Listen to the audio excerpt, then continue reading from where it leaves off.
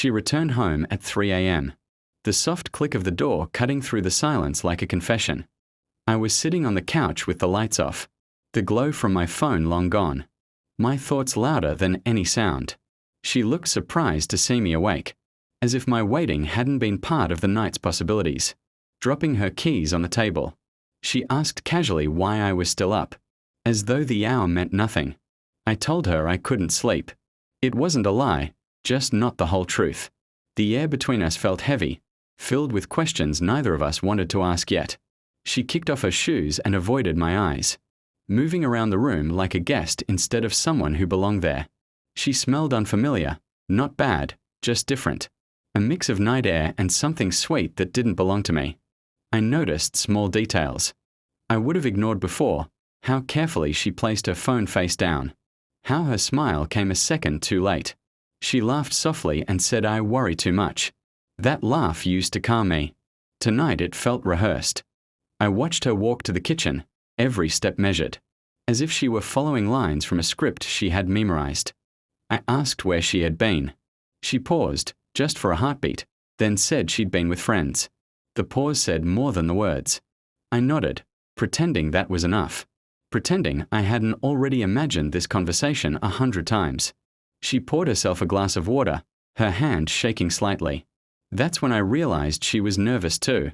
The silence stretched, thick and uncomfortable, until it felt like something had to break. I finally asked the question that had been sitting in my chest all night. I didn't raise my voice. I didn't accuse. I just asked, "Do you love him?" The words sounded calm, but they carried weeks of fear. She turned toward me slowly, her expression unreadable. For a moment, I thought she might deny it, might laugh again and tell me I was being ridiculous. Instead, she looked tired, like someone who had been running from the truth for too long. She said she didn't know. That answer hurt more than a yes would have. Not knowing meant she had already let herself cross a line and hadn't cared enough to stop. I felt something inside me go quiet. I asked if he knew about me. She nodded.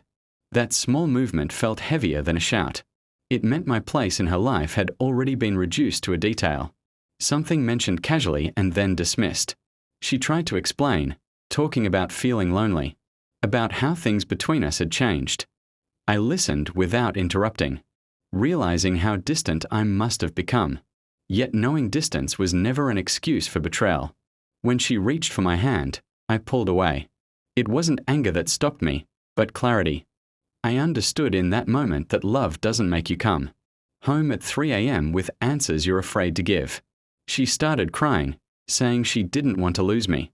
I wanted to believe her, but the timing felt cruel. Wanting me now didn't erase the choices she'd already made. I stood up and told her she should rest. The conversation was over, even if nothing had been resolved. Some truths don't need arguing. They settle quietly and change everything. As she walked toward the bedroom, I stayed on the couch, staring at the dark window. I wasn't waiting anymore. I was saying goodbye to the version of us I had trusted, and welcoming a future where I would finally choose myself.